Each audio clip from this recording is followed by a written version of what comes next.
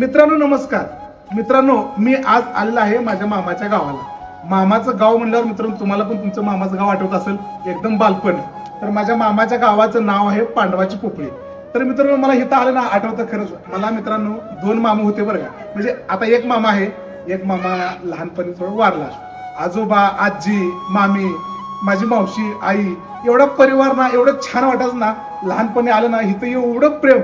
खरं सांगू मित्रांनो तुम्हाला, माझ्या मामाच्या गावाला नदी पण आहे बरं का. नदी आहे आणि वाजत जाणारी रेल्वे सुद्धा आहे बरं का.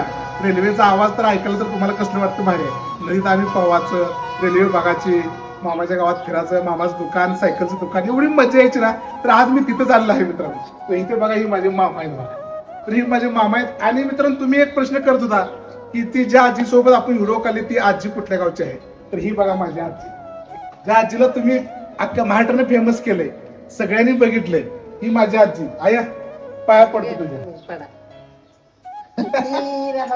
लय पैसे द्या, असंच करा, गोड बोला. तर मित्रांनो कसं वाटलं तुम्हाला? छान वाटलं का नाही? माझी आजी आणि मामाचं गाव, हे मामाचं गाव बघून खरं तर मित्रांनो आपलं बालपण आठवतं बरं का. बालपण खरं तर मित्रांनो आपल्याला आपण आयुष्यात कितीही मोठे व्हा, संपत्तीनं मोठे व्हा, वयानं व्हा किंवा प्रॉपर्टी कशाने व्हा, पण मामाच्या गावाला आलं ना बालपण आठवतं. आणि हेच बालपण मित्रांनो आपल्याला जगण्यासाठी आयुष्यभर नवी ऊर्जा आणि बळ देतं.